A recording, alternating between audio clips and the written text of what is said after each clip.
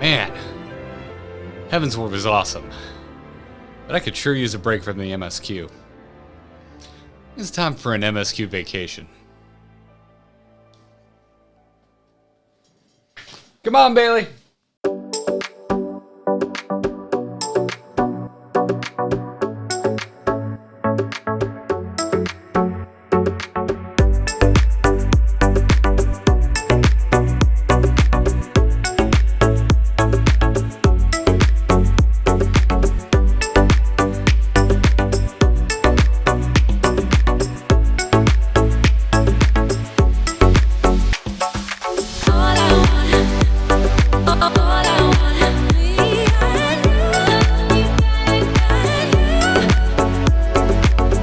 Have a good vacation?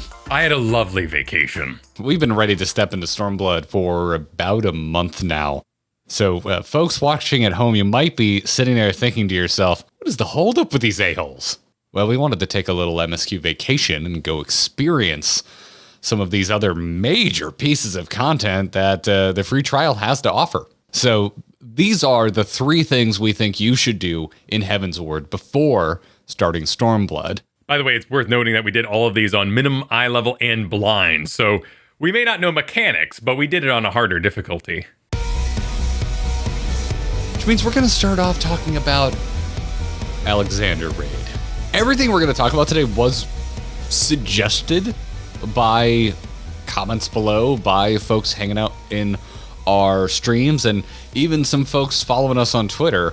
At Garrett Art and at Kyle Ferguson. You should follow us, by the way. You should do that. But Alexander Raid was the single most suggested piece of content that we should go do. All I've learned, Kyle, is that Final Fantasy XIV players apparently really love robots and goblins. It is amazing that Final Fantasy can bridge so many genres. We have high fantasy, Tolkien-style warfare. We have heavy Game of Thrones politics. And we have, apparently, giant robots that are also primals and a huge side story about time travel. Which, to dive straight into it, Alexander was super heavy. It's this weird mesh, right? Like, you have, like, extreme, like, almost melodrama in what's going on with the character we're introduced to, Mide, and like her long lost lover / teacher. Kind of a concerning relationship now that I think about it. But also all of this absurdity with the goblins, who I love. I love goblins in Final Fantasy XIV, but they are zany. And so you've got this mix of Mide melodrama and goblin absurdity coming together in a giant evil transformer primal. And it kind of works. For me, it's a weird mix. It is, and that's what makes it such an interesting style of content. So this was the raid content. This was the one you grind out day to day. It's very interesting to kind of imagine how players would go about this with so much story content in between. I guess it would be kind of your victory lap. You would complete that difficulty of content and then get to go enjoy a bunch of story on the back end and front end. Everyone done their main story? Okay, now we can go into the raid. These bosses, though, were so fun and so creative, and the environment with the kind of steampunk going on, the lack of trash, which is really nice. Mostly castle dudes for the majority, but also like goblin shredder machines and combines that would drop down while you fought a dude in a trap alley. A full-on Voltron where you originally fought the individual pieces and then fought them all as they came together. But ultimately, the selling point of this entire raid is the music. The music in here is just phenomenal. It's fun. It's upbeat. It makes you want to do the dances that you're being forced to do as part of the mechanics. It is, without a doubt, the most unique raid music I've ever heard. I'm not surprised in the least that for you, the main attraction of this is the music, because I happen to know that you, Kyle Ferguson, have a deep-seated love for Power Man 5000. We'll get to that with Warring Triad as well. I thought it was awesome. I loved the techno feel of the place, the cool little conveyor belts you would ride along on, particularly when we got to the big city. You mean like the 50-50 Tony Hawk grind conveyor belts, the skinniest conveyor belts ever that you would grind on? The actual Quick Things fight, like the fact that like when you enter that portion of the raid and it opens up into the city inside of Alexander that you have to take these grinding conveyor belts to, that's where it really opened up for me. To me, the opening first act, it felt a little repetitive, and if you sat here and you said, remind me what was Gordius about, I'm like, I don't know, man. Was that when we fought Pepsi Dude? I don't really remember. It all kind of blended together. But once you get to the Midas section, there's, I think, much more memorable set pieces. And that's not to say I didn't like this, because all the individual boss fights are pretty good. There's not really any fights I didn't like. Not only did the fights evolve and increase in complexity, it was that music factor. You get in there originally, it's like, and then you advance until things are getting into that like robot kind of Daft Punk sort of sound. And with that music, you fight Blaster, Brawler, Swindler, Vortexer, and those are the ones that become the Voltron in Brute Justice. And when Brute Justice comes out, they do the trumpets going. All this culminates alongside the story, which becomes more serious and more wacky at the same time towards that Alexander Prime,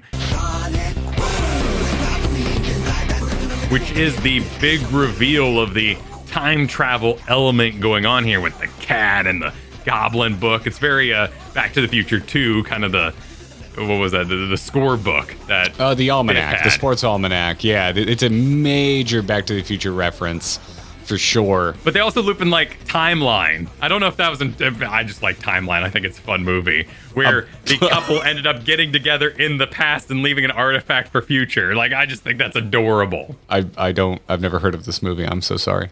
You've never watched Timeline? I've never even heard of Timeline. What is Timeline? Trebuchets. There's a lot of trebuchets. If you like trebuchets, you're going to love Timeline. But that through line also skips one of the most fun bosses, which was the Cruise Chaser, of which I died horribly too. Dude, the little QuickTime event in the middle of that, ooh, it was nice. It was refreshing. It was kind of, dare I say, cute. To me, the cherry on top is the actual final fight. Alexander Prime is, I think I'm just now realizing that Alexander Prime was probably the coolest fight I've done so far. I think mechanically speaking, the mix of mechanics and set piece, they're both amazing. Mechanically speaking, this is really a cut above, I think, anything we've experienced in a boss fight. That's saying something, because I'm still really impressed with the final Nidhogg fight at the end of the Heaven's Ward MSQ. It's like a card game. All these universal signals that mean what a boss can do, whether it's zones or don't look at the thing or run away from this area, group up. Those are all starting to be used in conjunction with one another. And then on top of that, you have the theming, the Disney ride part of it. Because a roller coaster is just a roller coaster. But Time Stop here in the final Alexander fight was just so flavorful alongside the reveal. And also the idea that it went back in on itself, that there were these little portals that appeared. And when you go through them, you saved your past self from the blast if you could complete this small individual challenge. Yeah, that was such a rad extra layer. It sounds like we both like time travel stories. So having a literal time travel mechanic where you save yourself in the past. Yeah, okay. I'm here for that. And I'm a big Dio fan, so I totally love the Time Stop, which was basically just a stand where you should, but we're going to make a big deal of it kind of mechanic. And that was great. Plus, this was actually the first battle I ever got to use Limit Break 3 as a healer when the whole party went down and I rezzed everybody. It was such an awesome moment. No joke, folks. If you don't watch our live streams, when Kyle limit breaks now, he yells it like he's doing a move in an anime. Astrologians are very awesome and very flashy, and naturally, the most extreme of flashy is saved for the most extreme moves. I basically become a planetarium. Well, our next stop on our MSQ vacation was Warring Triad. I really liked this. I really enjoyed Warring Triad. I loved the bite-sizableness of it. I really liked the fights. Some fantastic set pieces, great characters, and Well, you know, a sprinkling of extra Orianger, which who can say no to that dialogue? I can say no to it when he's basically talking to kid version of himself. It got a little thick in there. That was one of my favorite bits. It was like, oh dear God, there's two of them. I thought that was charming. I rather enjoyed a Knuckle Eye and Orianger being like, Freya, did thine just become best friends? Like, it's so good. I was really looking forward to this content. The idea that we could have a whole 3-boss section of this game that's just the boss battle, and any moments leading up to that, any questing you could do on your own. It's that exchange that I love about MMOs and multiplayer games, where you have these things you can go do by yourself, improve by yourself, get gear, get quests, get background, and then when you group up with your friends, it's go time. And boy, was it go time. Like, these were really uniquely crafted fights with a great bit of lore about them, and all of them had a really interesting mechanic. And let me tell you about Sephiroth, man. I played through that whole fight and thought it was really amazing and really enjoyed the mechanics that I personally got to experience. You mean you spent it all on the floor before I was dead for the whole fight, yeah. Yeah. It was a nice reveal, though. He went from little Sephiroth to big Sephiroth, and it was a cool mix to have this plant-based boss that was also just a big burly dude. That's a clashing of ideas that we don't normally get. No, not at all, but it absolutely works because it's like nature as a danger nature. And here's where the Power Man 5000 love comes in, because basically this transformation song, Phase 2, was a Power Man song.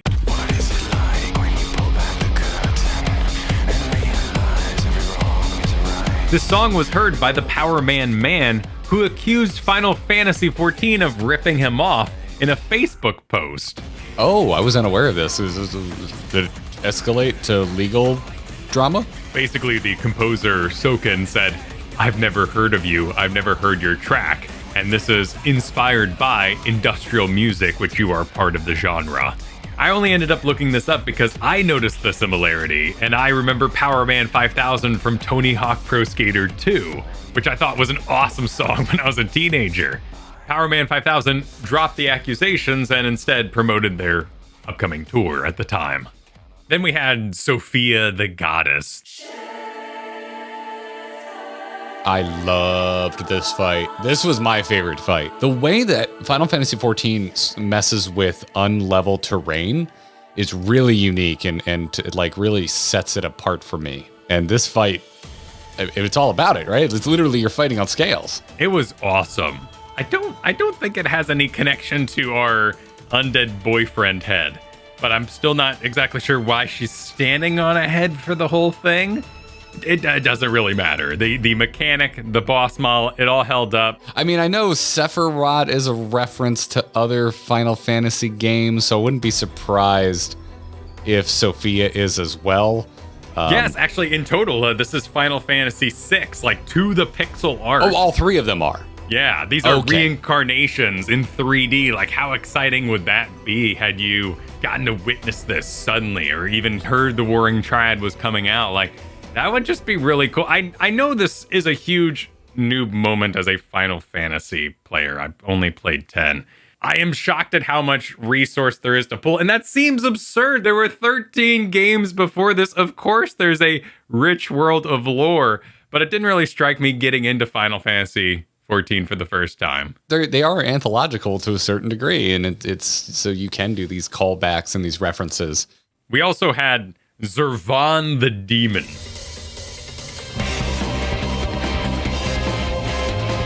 who not only had an amazing opening breakout containment kind of field transformation. Oh, where the thingy's in cracks and you realize, oh shit, he's attached to a larger monster body as he climbs up out of the broken prison. But then he does like a full-blown like frozen arena breakthrough cinematic mid-halfway business. That was a cool fight.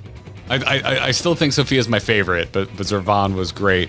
Dude, I can't believe you haven't mentioned Hydrus. Like, you go back, you rewind grinding gear videos, there's a video back in the Heavensward MSQ where you're like, oh, Hydrus is cool. I bet he's going to be important later. And then we finished Heavensward and we're like, what happened to Hydrus? It turns out he was over here hanging out in Warring Triad.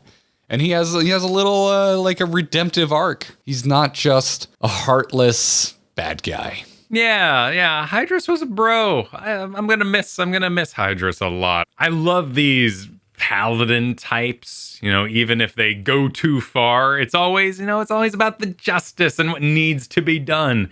And I would have loved more time with Hydrus there. Plus, there was kind of like this side reveal that we may have gotten the Emperor's best friend killed, like his childhood best friend. He might not like that we did that. Yeah, I'm imagining alternate dialogue when we talk to the Emperor if we did Warring Triad. Speaking of which, there seemed like there was some required lore bits hidden in the end of Warring Triad. Hidden in the end, or welcome to the Void 101, brought to you by Professor Knuckle-Eye. This was such a lore drop, dude. Like the final scene, like the final cinematic when you complete Warring Triad it's a Knuckle-Eye back in the Scion office. I mean, by the end of it, he's officially made a Scion, right? Like that's kind of where this ends. But before we get to that, he's just dropping all this stuff about how, hey everybody, I'm from that place that you like to call the Void. I met Elidibus, and Elidibus taught me all about how the Source, the first of all worlds, was having a bad time. So I guess in the past he was made aware of how the Source was about to go down, like because of the way he words it. Because I'm like, all right, if you're from the Void, does that mean you're from the Source? But no, because he talks about the Source as being another world. So I'm trying to piece this together, man. Like I don't know. So like I guess he doesn't want our world to suffer the same fate, and he's made a sign at the end. So he doesn't specify what world he's from. So are all of the mirror worlds part of the Void? Did I miss something? Am I supposed to know the answer to this yet? All I know for a fact is that he is not from the same world as the Warriors of Darkness. I'm still not entirely sure how denizens of these mirror worlds are crossing over and visiting us, and it seems like a Knuckle-Eye is here to stay, unlike the Warriors of Darkness, which are gone now. A really interesting character with a Knuckle-Eye, and also like the fact that at the end of the Warring Triad, like we officially make him a Scion.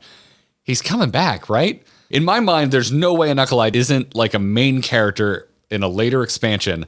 And now that I'm thinking about that, I can't imagine running into this character later on as like, hey, oh yeah, Knuckle-Eye, the Scion that's always been here. I can't imagine running into this character later on in the game and having not done Warring Triad. Let's continue our vacation and talk about Sky Pirates, which is our third and final thing that we think you should definitely go do in between Heavensward and Stormblood. I loved everything about this. Yeah, this was the blood and wine of the expansion, if you'll allow the Witcherism. This was the tonal shift that I feel like this game really, really needed. Alexander, smaller story, but still kind of heavy, love and loss and goblins. Then you got the Warring Triad, really lore heavy, and yeah, Heavensward was really sad and lore heavy.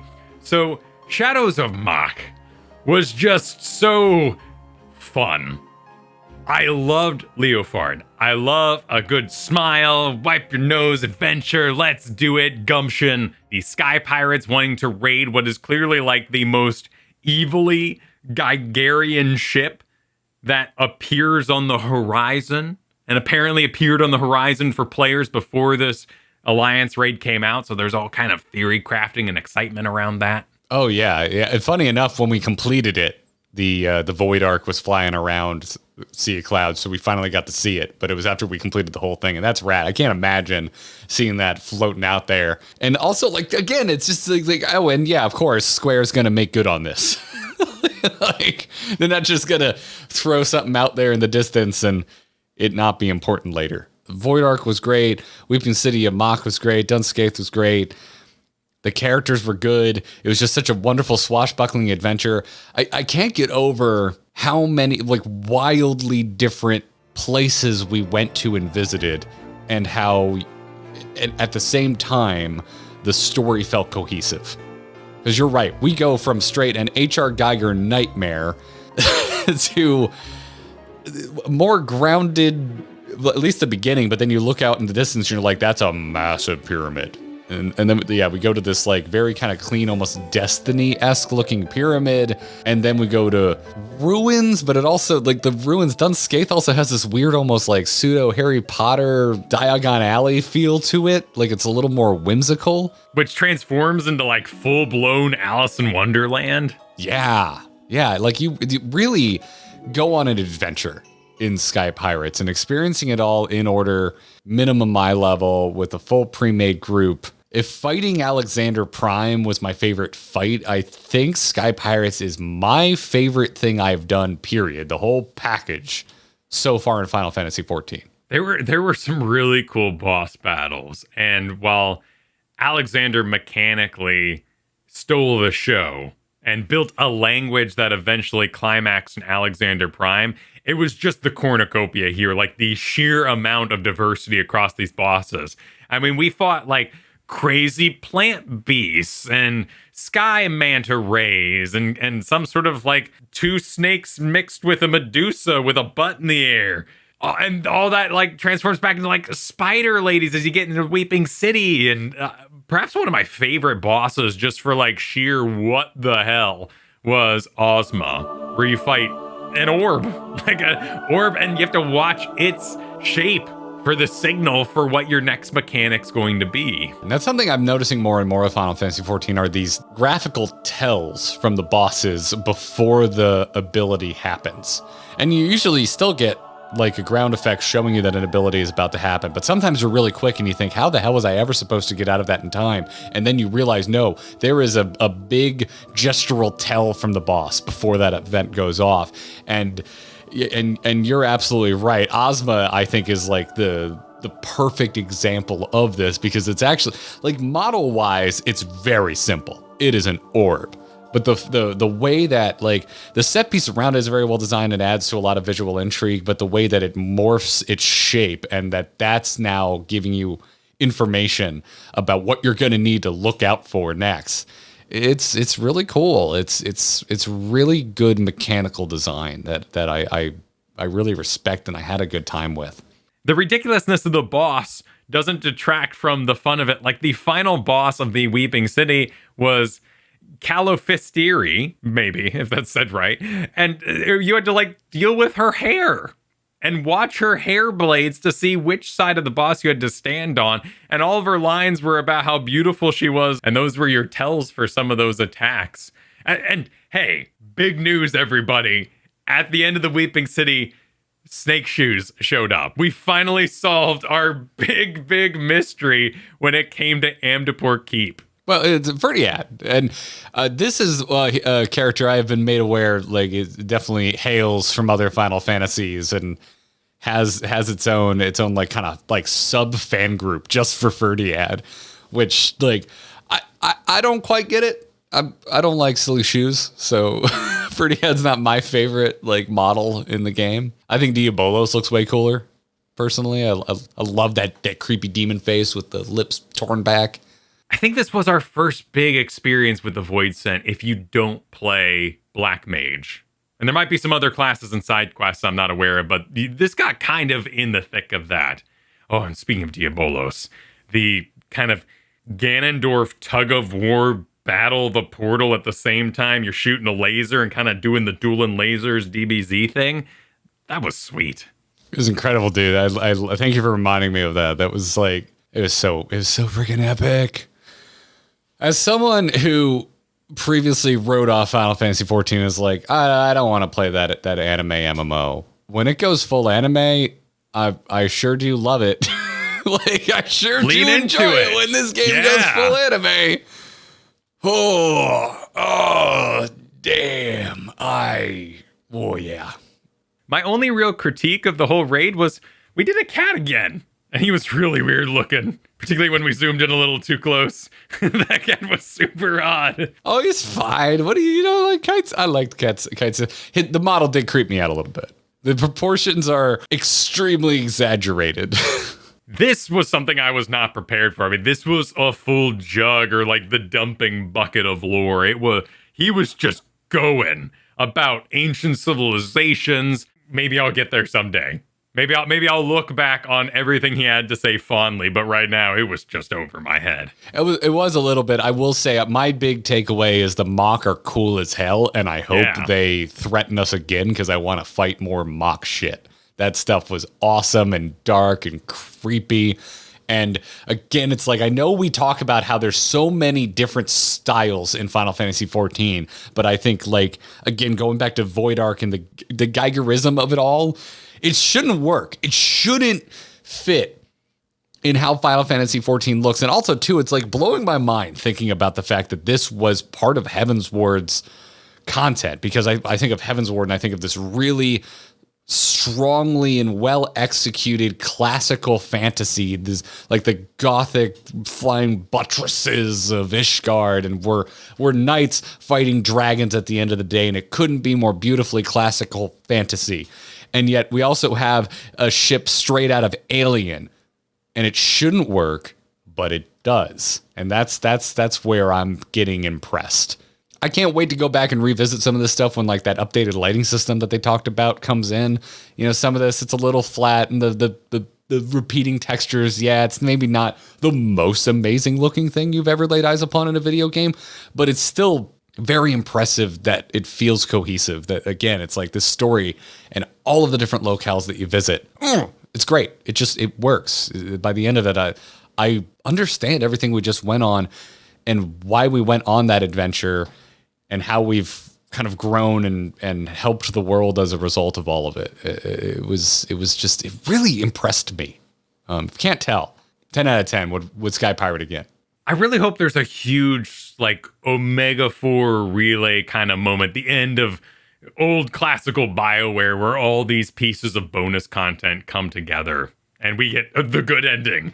Because I really want the Red Bills to show up again. They were just so adventurous that I want them to show up in our moment of despair, when we have to, like, get up to a thing in the sky, or we have to traverse something we can't do, and just floating up out of the chasm comes Leofard and all his friends. I want them to hang out with Sid. I know Sid was busy with other things, but how in God's name did you have the Sky Pirate raid and Sid never shows up once to just geek out? I want my Fast and the Furious moment of everyone hanging out in the garage together, like, oh my God, look at your sweet ride. Pop the hood. I want to see what's going on here. Like, that was the only thing that felt like a missed opportunity.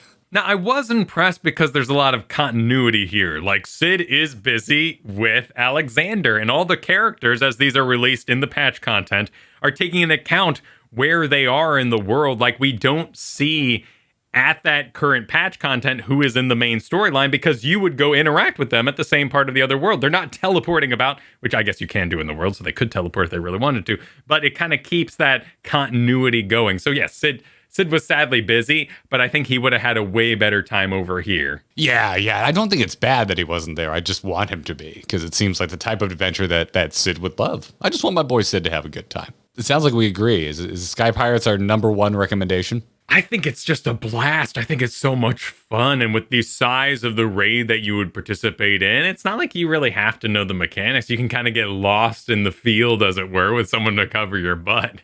But I think if I was doing like a grind day-to-day progression raid style content, I do think Alexander's probably the best. Fighting those bosses with such interesting mechanics that are interwoven to the group would be really fun progression. So I see maybe back in the day why Alexander 100% the preferred, plus the music. That's an interesting way to look at it. Yeah, at the time, getting to chew on Alexander and learn those fights and fail until you succeed, I could see that being a lot of fun. But I also think I might have been like, oh no, we messed up Alexander for the night. What do we? Okay, everyone to Warring Triad. Let's go. Let's go work on that content. That's exactly how I did Karazhan back in the day. It'd be like, oh no, Gruul ain't working well. Damn, I guess we got to go to Karazhan. What a shame. It's only my favorite thing in the game. So, yeah, really it just boils down to, like, listen, if you only do one, I think you should go do Sky Pirates. I had such a damn good time, but you should go do all of it. You go do Alexander, go do Warring Triad, go do Sky Pirates. There really is nothing stopping you. this is all part of the free trial. Also, honorable mention to the great Google Library Hard, because anything with the Google Library is just amazing. Dude, the hard mode's incredible. I mean, the OG normal Great Google Library is still probably one of my favorite dungeons, and the hard mode did not disappoint at all. You should definitely go do that. Yeah, because we've been slowly working our way through the unrequired dungeons and the Heavensward hard modes, and they've all been pretty cool so far, but Great Google Library is like heads above the rest that we've done up to this point. I'm with you on that. That would be another little, it's like if we're recommending where you should visit for your vacation, Great Google Library, that's like a small little hole in the wall restaurant you should definitely go get lunch at. That's where the locals eat. Go do it. Dude, this was some of the most fun I've had in Final Fantasy XIV so far.